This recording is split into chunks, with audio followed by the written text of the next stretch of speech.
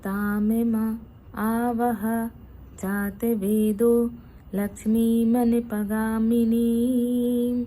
यस्यां हिरण्यं विन्देयं गमस्वं पुरुषानाहम्। मैं सदैव गतिशील रहकर अपने भक्तों के कष्टों का नाश करता हूँ। योगियों के मन में स्पंदित प्रसन्नता के कारण मैं उदय होता हूँ और उगते हुए चंद्रमा की तरह उनकी चेतना की चौथी अर्थात तुरीय अवस्था को प्रकाशित करता हूँ। जब महान ऋषि वशिष्ठ को उनके योग में बाधा उत्पन्न करने वाली विपत्ति ने मारा तो मुझ शुद्ध चंद्रमा का ध्यान करते हुए उन्होंने अपनी यौगिक क्षमता पुनः प्राप्त कर ली। मैं सभी प्राणियों में निवास करने वाला साक्षी यह देखता हूँ कि क्या अच्छा है और क्या बुरा। मैं हरि का शाश्वत ऐश्वर्य हूँ और मैं सभी संज्ञानात्मक ज्ञान का विषय हूँ। नमस्कार, स्वागत है आप सभी का रुचि ज्ञान Ganga audio book YouTube channel में। आप सुन रहे हैं the legend of goddess book का हिंदी रूपांतरण, जिसके लेखक हैं ओम स्वामी जी। पिछले ऑडियो में आपने सुना भाग 1, जिसका शीर्षक था श्री सूक्तम की उत्पत्ति छंद 1, और आज हम सुनेंगे भाग 3, जिसका शीर्षक है प्रलोभन छंद 2।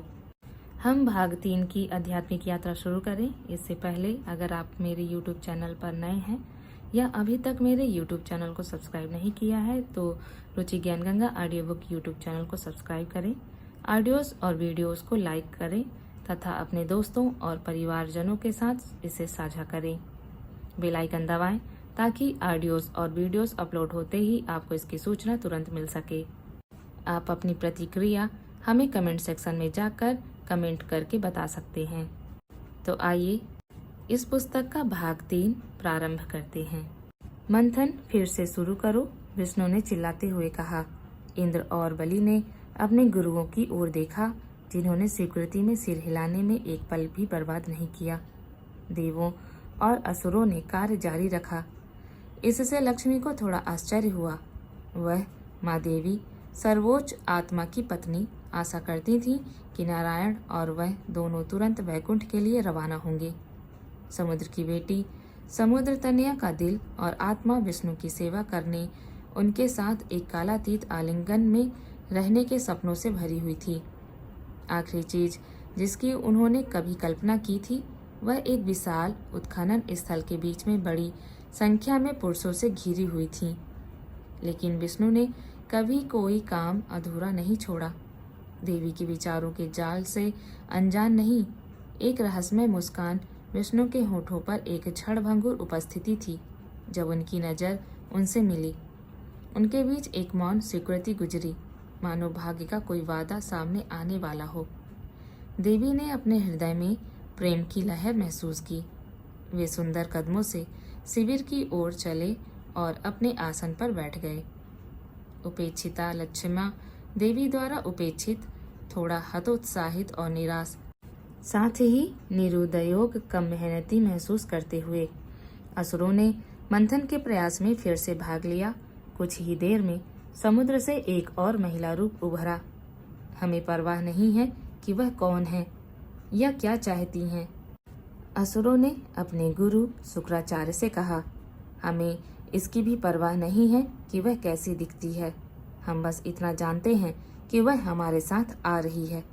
यह वरुणी थी, एक मोहक युवती जो मदहोशी और नशे का प्रतीक थी।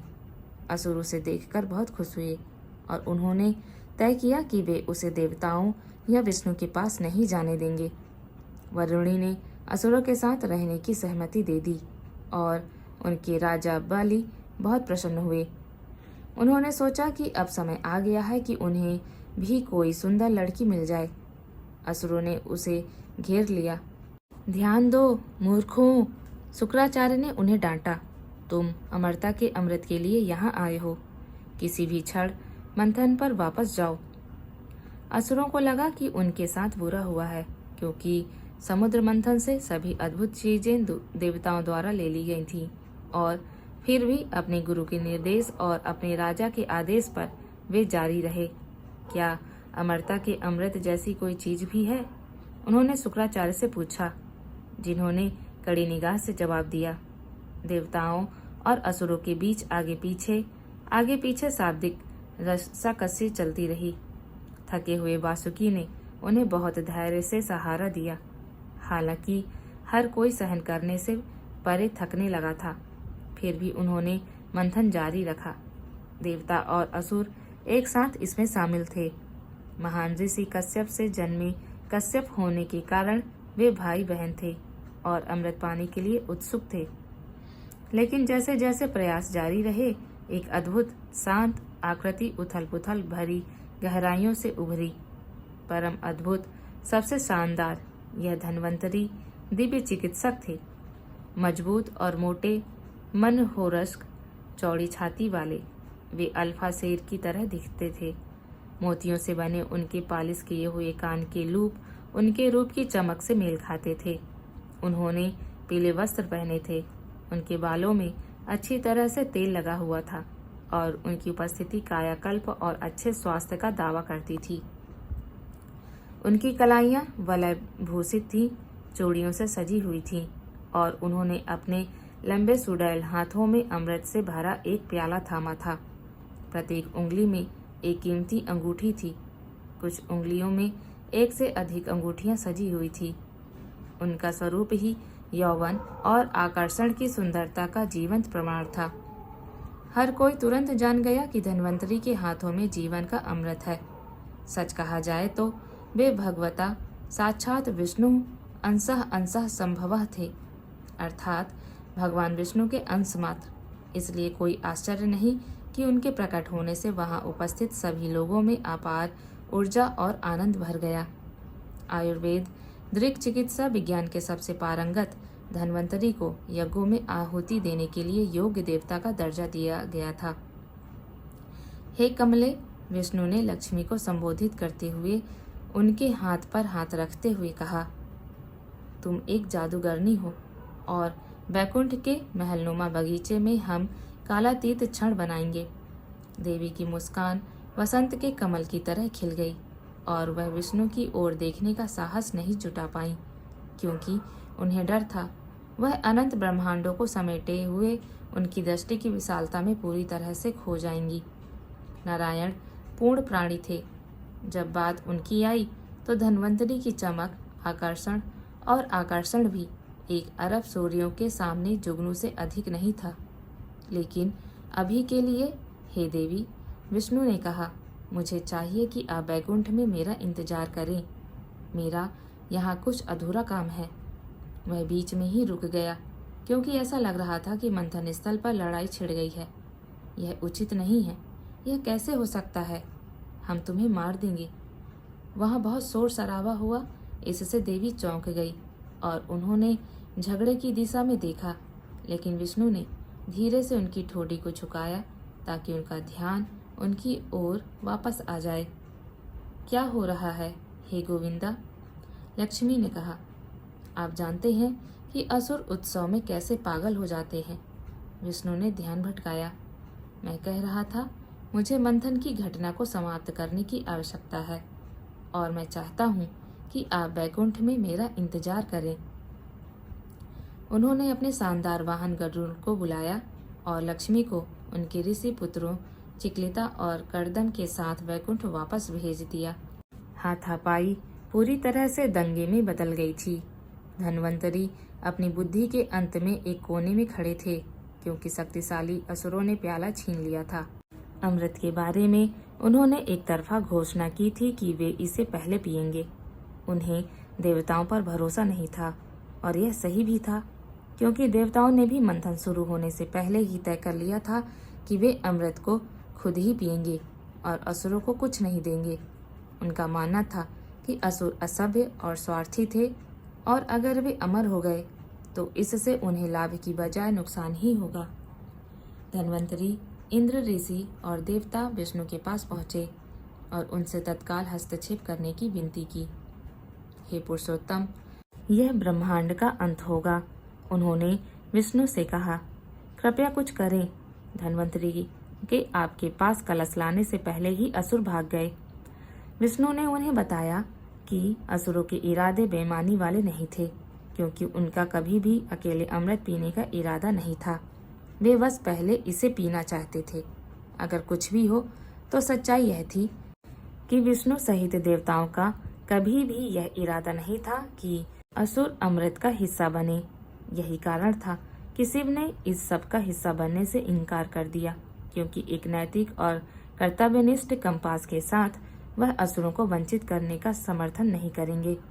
लेकिन विष्णु जानते थे कि अगर दुनिया की सभ्यताओं को विकसित होना है तो असुरों के रास्ते को अमर नहीं बनाया जा सकता।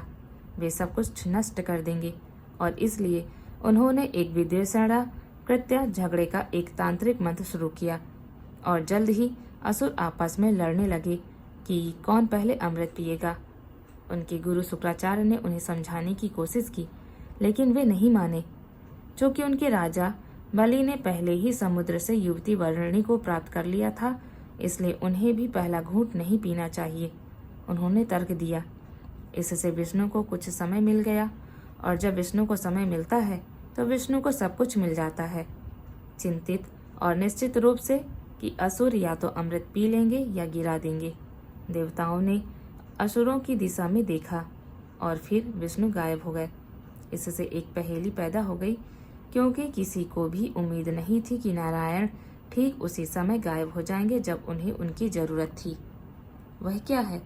किसी ने मंथन स्थल की ओर इशारा करते हुए चिल्लाया। वह कौन है?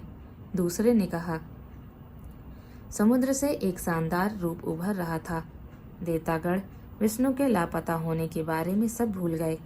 यह एक सुंदर स्त्री थी, एक तमाशा, एक चमत्कार। उन्होंने सोचा था कि मंथन लगभग समाप्त हो चुका है, और फिर भी सबसे शानदार सुंदरता बाहर आई। वह अनिर्देश्यम थी। कोई भी यह पता नहीं लगा सकता था कि वह कहाँ से थी। उत्पल, श्यामम। उसके पास एक नए खिले हुए काले रंग का गहरा सांवला रंग था। कोमल गालों के बीच एक सुंदर उभरी हुई नाक वाला कमल। उसका शरीर एकदम सही घंटे के आकार का था। वह अद्भुत प्रेक्षणीय थी, शब्द के हर अर्थ में एक शानदार चमत्कार। उसके भरपूर वक्ष ने उसकी कमर को काफी पतला बना दिया था।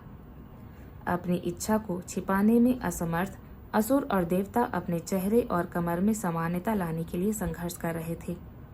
उसका नवयौवन नवयुवा रूप, तरासी हुई वक्रता का एक आदर्श सामंजस्य एक साथ इतना कोमल और दृढ़ था कि वह निर्भरता स्था थी। उस सभा में केवल उसके स्तन ही अविचलित थे। अपने जबड़े जमीन से उठाओ और अपने मुंह बंद करो, बृहस्पति ने देवों से कहा। यह विष्णु का कोई खेल होगा। इतनी मूर्खता बंद करो। उसकी सुगंध इतनी वास्तविक थी कि इसने मधुमक्खियों को लुभाया, और वे उसके चारों ओर गुनगुनाने लगीं। पुरुषों ने अपने हृदय में उसके पायल की झनकार महसूस की, मानो वह हर बार हिलने पर उन्हें बजा रही हो। हालांकि वह कुछ हद तक भयभीत थी, जैसे एक लापरवाह हिरणी अचानक लकड़बग्घों से गिर गई हो। उद्विग्न लोचनम अपनी चिंतित आंखों से कभी यहाँ कभी वहाँ नजर डालती। यह सिर्फ एक नजर नहीं थी, बल्कि भृगु विलास थी, मानो वह अपनी भावों के साथ कोई कामुक खेल खेल रही हो। उसकी हर नजर असुरों के दिलों में तीर की तरह चुभ रही थी। बृहस्पति की सलाह पर देवताओं ने दूसरी तरफ देखा। वे जानते थे कि इसके अलावा कोई रास्ता नहीं था। जैसे ही उसके गले से गहने नीचे गिरे और उसकी छाती की दरार में बस गए, उसके आभूषणों की हर छोटी सी खनक एक ऐसा मधुर संगीत बुन रही थी जो सभा को दूसरे ग्रह पर ले गया। सूरज की कुछ किरणें उछलकर उसके पारदर्शी वस्त्र से होकर गुजरी, जिससे असुरों और देवताओं को वासना से पागल करने के लिए बस इतनी ही किरणें ही दिखी। उसकी पोशाक से ज्यादा लहराती सिर्फ उसके बाल थे, जो कमर तक फैले हुए थे।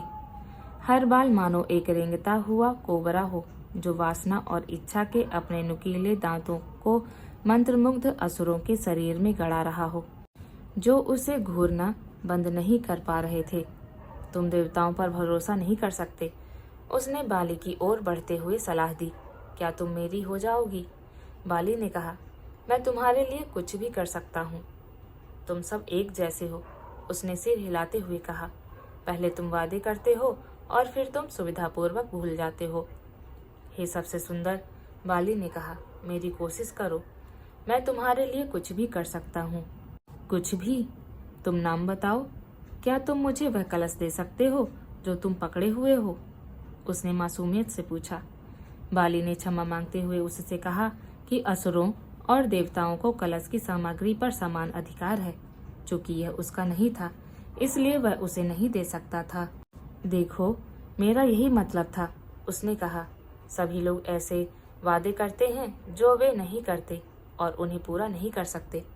लेकिन देवी, बाली ने रोते हुए कहा, मैं तुम्हारे लिए मर भी सकता हूँ। बस यह पेय हमें और देवताओं के बीच समान रूप से वितरित किया जाना चाहिए।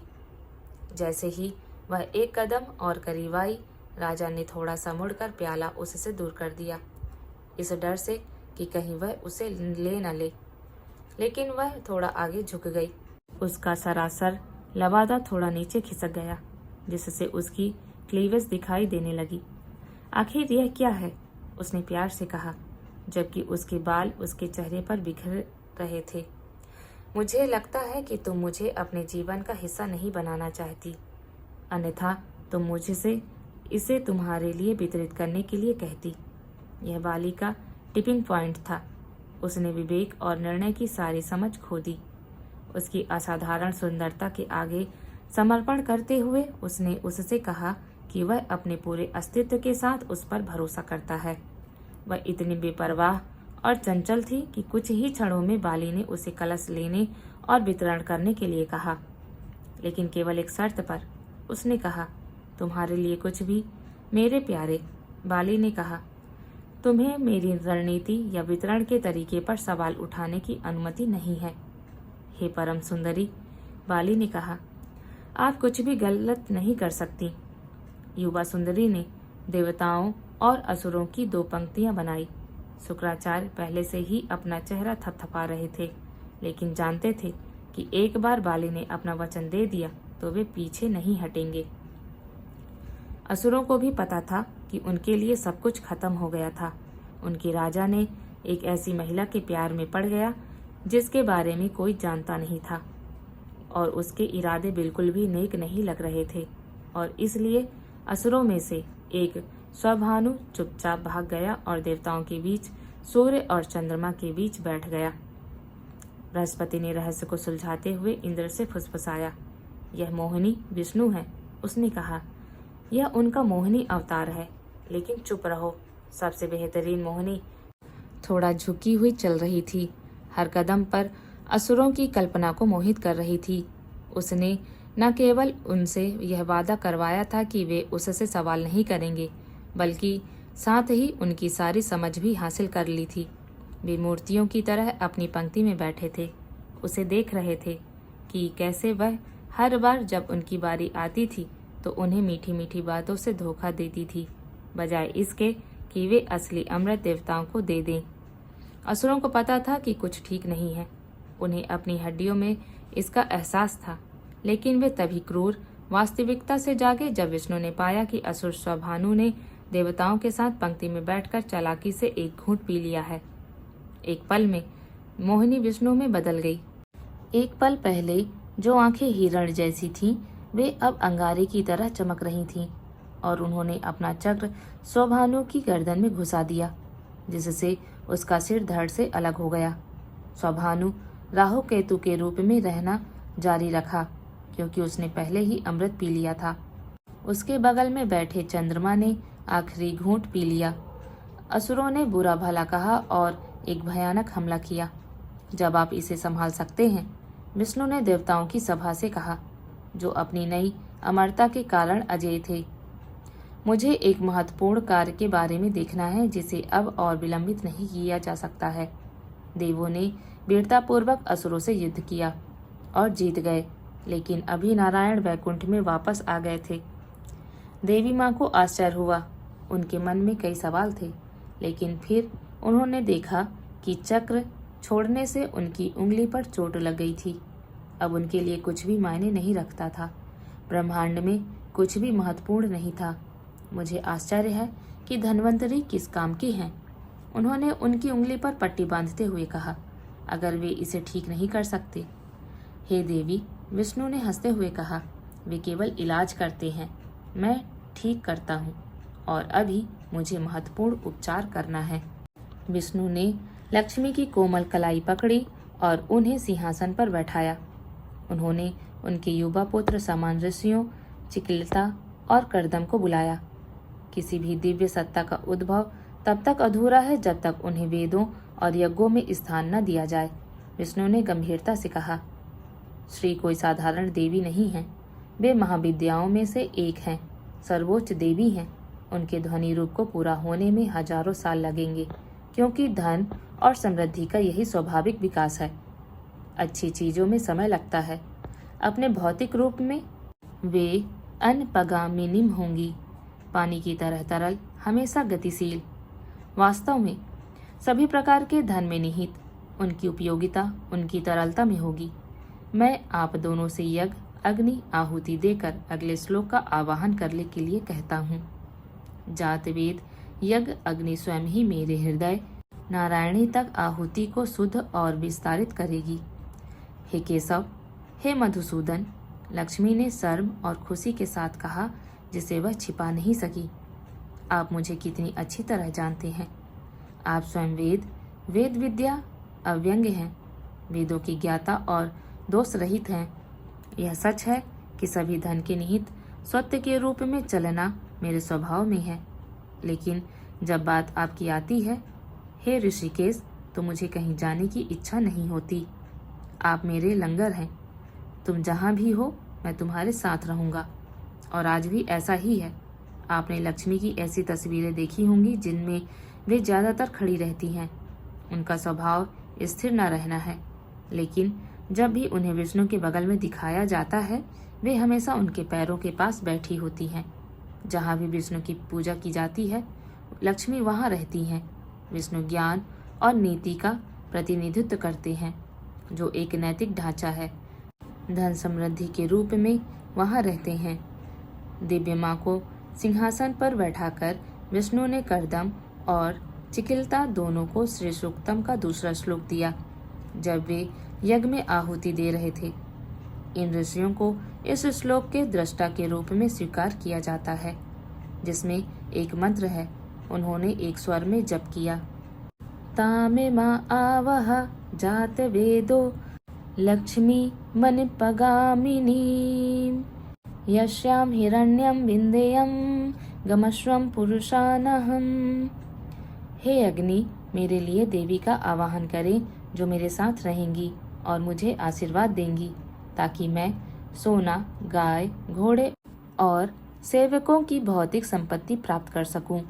यह एक असाधारण दृश्य था। श्री और हरि दिव्य ऋषियों चिकिलिता और कर्दम द्वारा सुंदर श्लोक के उच्चारण के साथ यज्ञ की आहुति ग्रहण कर रहे थे।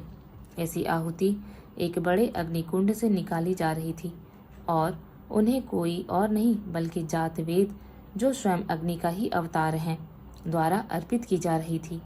विष्णु ने उन्हें याद दिलाया कि आवाहन विश्व के कल्याण के लिए किया जा रहा था, प्रगतिशील मानवता के लिए जो अभी भी अपनी प्रारंभिक अवस्था में थी, और होमोसेपियंस उस समय उतने विकसित नहीं थे और इसलिए अल्पसंख्यक थे। समय आ गया है, विष्णु ने कहा, श्री सूक्तम की जीवन शक्ति को खोलने का। मूर्ख के हाथों में धन खतरनाक होता है। इसके अलावा जबकि धन बहुतायत ला सकता है, इसका मतलब समृद्धि नहीं है। भौतिक धन से स्थायी आनंद का अनुभव करने के लिए न केवल वैराग्य की आवश्यकता होती है, बल्कि इसकी अंतर्निहित प्रकृति की समझ भी होनी चाहिए। विष्णु के निर्देश पर चिकिलिता और कर्दम ने श्री सूक्तम के पहले 2 श्लोकों के लिए और उन श्लोकों में निहित 8 मंत्रों में से प्रत्येक के लिए अलग अलग पुरस्चरण आवाहन की रस्में पूरी की। पूरी प्रक्रिया में 3 साल लगे, जिसके अंत में जागृत मंत्रों के आनंद का स्वाद चखने के बाद दोनों ऋषियों को और अधिक की इच्छा हुई और इस प्रकार वे विष्णु के पास गए। उन्होंने कहा कि वे निरंतर आनंद में थे, जैसे कि वे वायुगण्य थे, तैर रहे थे और वे पूरे श्री सूक्तम का आवाहन करना चाहते थे। विष्णु उनकी लालसा, अज्ञानता और दुस्साहस पर मुस्कुराए। मेरे बेटे, विष्णु ने कहा, श्री सूक्तम केवल एक भजन नहीं है। जब यह पूरा हो जाता है तो यह आपकी माँ का एक जीवंत अवतार होता है। इसे धीरे धीरे कई ऋषियों द्वारा मानवता के विकास के साथ आवाहन किया जाना चाहिए। आप अपनी इच्छा और फुर्सत से श्लोकों का आवाहन नहीं कर सकते। यह लगातार और अनुमति के साथ किया जाना चाहिए। लेकिन किससे अनुमति? उन्होंने कहा।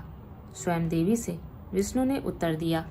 उन्होंने उन्हें बताया कि महारानी के रूप में, चूंकि श्री सूक्तम उनका अपना ध्वनि रूप था और इस तरह देवी के सभी गुण उसमें समाहित थे, इसलिए अगले 2 श्लोक उनके हृदय और मन का प्रतिनिधित्व करते थे और एक स्वतंत्र इकाई होने के नाते उन्हें अपना मन और हृदय बनाने का अधिकार था।